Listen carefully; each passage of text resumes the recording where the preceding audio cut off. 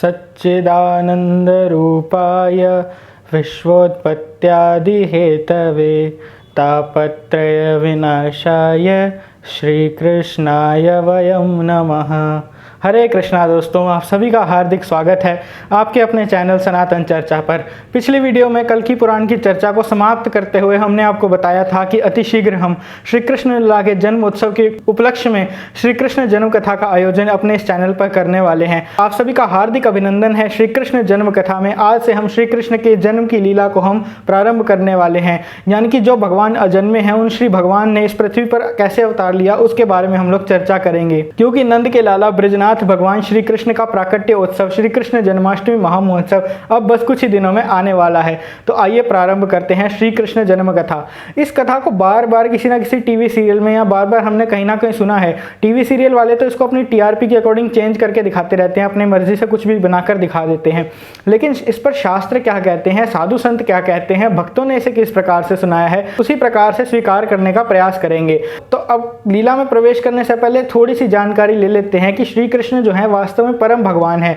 वास्तव में हम लोग सोचते हैं कि वो नारायण के 8वें अवतार हैं, लेकिन वास्तव में भगवान नारायण के 8वें अवतार श्री कृष्ण नहीं है, अपितु श्री नारायण भगवान श्री कृष्ण के अवतार हैं। इसके ऊपर हमने प्रॉपर डिटेल में वीडियो बना रखी है, जहां हमने आपको बताया था कि भगवान के किस किस प्रकार से अवतार होते हैं, पुरुष अवतार, लीला अवतार, शक्त्यावेश अवतार आदि इत्यादि। इसको आप ऊपर आई बटन पर क्लिक करके जरूर देखिएगा और उसके बाद इस लीला को सुनिएगा तो आपको और अच्छे से समझ में आएगी।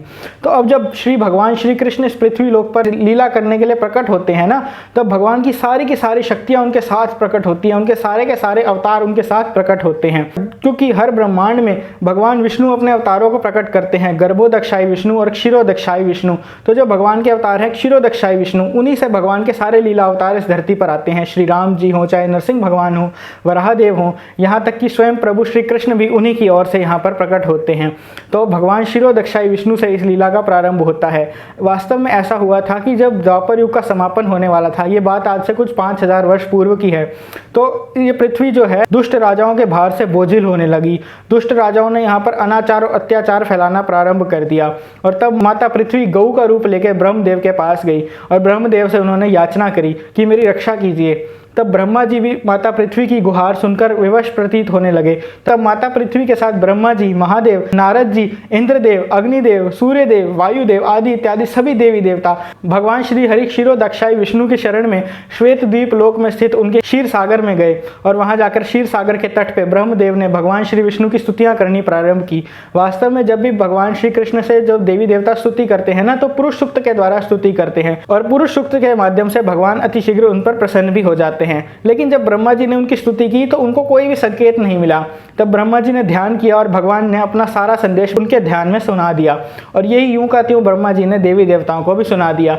अब यह संदेश ये था कि भगवान अतिशीघ्र पृथ्वी का भार हरण करने के लिए इस पृथ्वी पर अवतार लेंगे, लेकिन उनसे पहले उनके लीला कार्य में सहयोग देने के लिए सभी देवी देवताओं को यादव कुल में और इस प्रकार के सभी पवित्र कुलों में जन्म लेना होगा और उनकी लीला में सहायता करने के लिए पृथ्वी पर रहना होगा। सभी देवी देवताओं ने यह स्वीकार कर लिया। तब धीरे धीरे पृथ्वी लोक पर सभी देवी देवताओं ने उत्तम कुलों में जन्म लेना प्रारंभ कर दिया।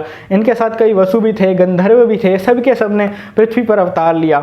अब चलते हैं थोड़ा पृथ्वी लोक की ओर। पृथ्वी लोक में मथुरा आदि राज्यों में यादवों के राजा महाराज शूरसेन का राज्य था और यही महाराज शूरसेन पिताजी थे हमारे भगवान श्री कृष्ण के पिता वसुदेव जी के, यानी श्री कृष्ण के होने वाले दादाजी थे। अब इनके पुत्र जो है महाराज वसुदेव, कई लोग इन्हें वासुदेव कहते हैं, वासुदेव भगवान श्री कृष्ण का नाम है। महाराज वसुदेव का विवाह देवकी के साथ हुआ। देवकी माता कौन है? मथुरा के राजा है महाराज उग्रसेन और महाराज उग्रसेन के भाई हैं महाराज देवक। महाराज देवक की पुत्री है देवकी और महाराज उग्रसेन का पुत्र है दुष्ट कंस।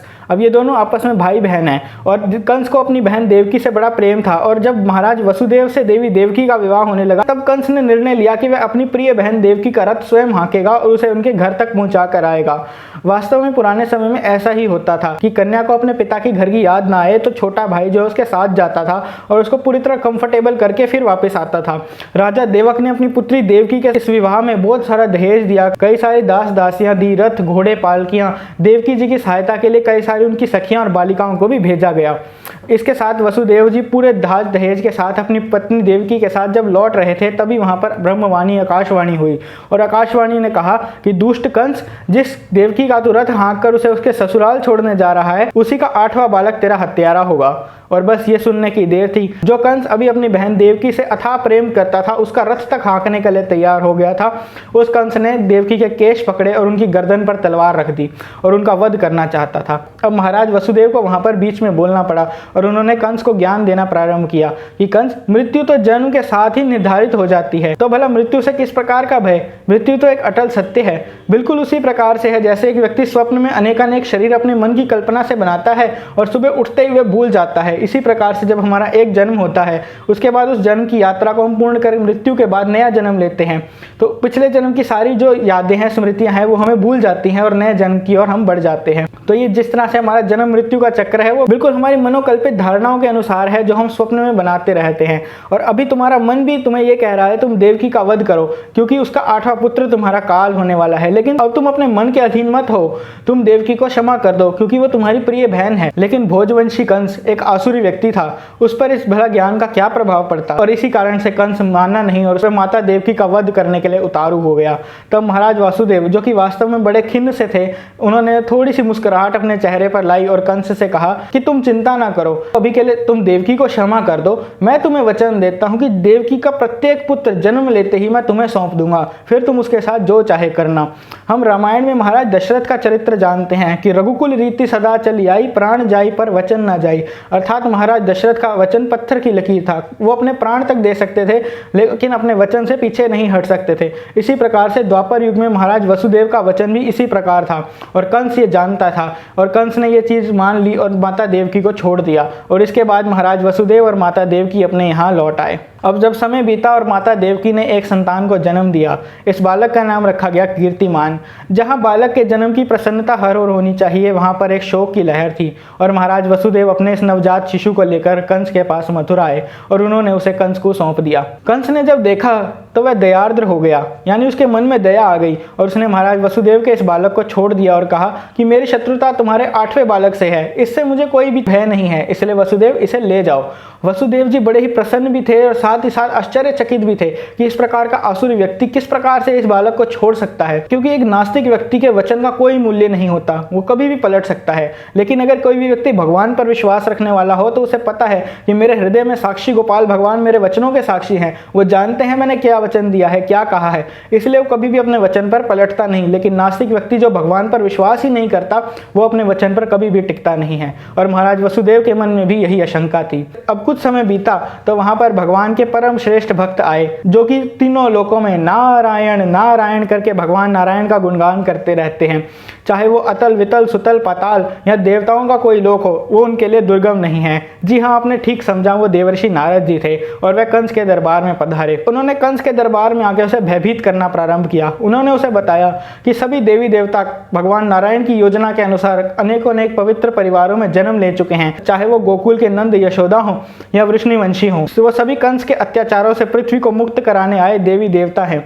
और साथ ही साथ भगवान नारायण भी अतिशीघ्र अवतार लेंगे और कंस का अंत करेंगे। ये सुनकर कंस के मन का भय और अधिक बढ़ गया और इसके साथ नारद जी ने उसे यह भी सूचित किया कि वह पिछले जन्म में काल नेमी राम का एक राक्षस था, जिसे भगवान विष्णु ने मारा था। और भगवान विष्णु से अपना बदला लेने के लिए उसने उनके सबसे श्रेष्ठ जो भक्त हैं, जो यादव हैं, भगवान वैसे तो सभी के हैं लेकिन यादवों के थोड़े अधिक है, भगवान का प्रेम यादवों के प्रति थोड़ा अधिक है। तब उस काल नेमी ने निर्णय लिया कि वह यादव कुल के लोगों को प्रताड़ित करेगा। इसी कारण उसने भोजवंशी कंस का रूप लिया और इस प्रकार यादवों को प्रताड़ित करने लगा।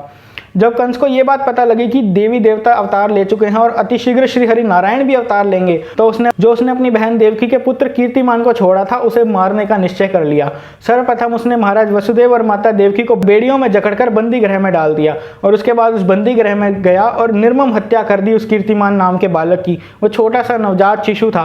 कंस ने उसे उठाया और उसे सिर के बल से पटक कर उसे मार दिया। इसके बाद समय बीता और एक एक करके देवकी माता के 6 बालक इसी प्रकार कंस के द्वारा मारे गए। अब कंस के द्वारा माता देवकी के 6 बालक मारे गए। ये भला नारद जी ने क्या किया? उन्होंने 6 अबोध बालकों की हत्या करवा दी।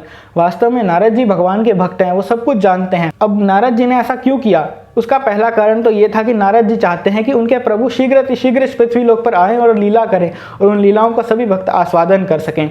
दूसरा कारण ये था कि ये सभी जो है 6 के 6 बालक पूर्व जन्म में किसी न किसी श्राप से ग्रस्त थे और इनका उद्धार माता देवकी के गर्भ से जन्म लेकर हो सकता था, क्योंकि ये सभी भगवान श्री कृष्ण के सहोदर बनने वाले थे। अब नारद जी को इनका उद्धार कराना था, इसी कारण से उन्होंने ये सब किया। अब शीघ्र भगवान श्री कृष्ण भी पृथ्वी पर अवतार लेंगे, लेकिन उससे पहले हम चर्चा करते हैं कि भगवान इस पृथ्वी पर अवतार लेंगे क्यों। भगवान श्री कृष्ण ने श्रीमद् भगवद गीता में वचन दिया है, यदा यदा हि धर्मस्य ग्लानिर्भवति भारत अभ्युत्थानम धर्मस्य तदात्मात्मं सुजाम्यहम् परित्राणाय साधूनां विनाशाय च दुष्कृतां धर्म संस्थापनार्थाय संभवामि युगे युगे। अर्थात जब जब भी पृथ्वी लोक पर धर्म की ग्लानि होती है और अधर्म का बोलबाला होने लगता है, तब तब प्रत्येक युग में भगवान श्री कृष्ण अवतार लेते हैं। और भगवान क्यों अवतार लेते हैं? साधुओं का परित्राण करने के लिए, धर्म की स्थापना के लिए और दुष्टों का संहार करने के लिए। लेकिन ये सब तो भगवान अपने धाम में बैठे बैठे भी कर सकते हैं। भगवान के इस लीला अवतार का मुख्य उद्देश्य होता है अपने भक्तों के साथ आनंद का आस्वादन करना। अब भगवान आनंद का आस्वादन, प्रेम का आदान प्रदान किस प्रकार से करते हैं, ये हम आगे के भागों में चर्चा करेंगे। आज हम लोगों ने चर्चा की कि भगवान श्री कृष्ण अवतार क्यों लेते हैं, माता देवकी और वसुदेव जी के विवाह में हुई आकाशवाणी और उसके बाद कंस की उसके ऊपर क्या प्रतिक्रिया थी। अब जाते जाते एक और बात आपको विशेष बतानी है कि आज के ज़माने में अबॉर्शन नाम की बहुत बड़ी बीमारी चल रही है। अबॉर्शन यानी कि माँ अपने गर्भ में ही अपनी संतान को मार देती है। अब यहाँ पर हम कंस के कृत्य की भर्त्सना करते हैं कि उसने माता देवकी के छोटे छोटे बालकों को मार दिया, लेकिन उन दुष्टों का क्या जो गर्भ में ही बच्चे को मार देते हैं, गर्भ में ही उसका पात कर देते हैं। वास्तव में कंस से भी अधिक जघन्य अपराध है। कृपया कर इस प्रकार के पाप को करने से बचें। और इसी के साथ हम भगवान श्री राधा कृष्ण के चरणों में बारंबार प्रणाम करते हुए आज की लीला को समाप्त करते हैं। इसके बाद हम आपसे मिलेंगे अतिशीघ्र और उनका आगमन होगा, जो कि भगवान श्री कृष्ण से भी पहले आने वाले हैं। अब वो कौन है वो आप लोग शायद जानते होंगे। अगर नहीं जानते हैं तो प्रतीक्षा कीजिए, और जानते हैं तो भी प्रतीक्षा कीजिए, क्योंकि उनकी लीलाएं अनंत हैं, वे भी अनंत हैं। और आइए उनका स्वागत करें अगले भाग में। आप सभी को हमारी ओर से ढेर सारी शुभकामनाएं लाला के जन्मोत्सव की। हरे कृष्णा।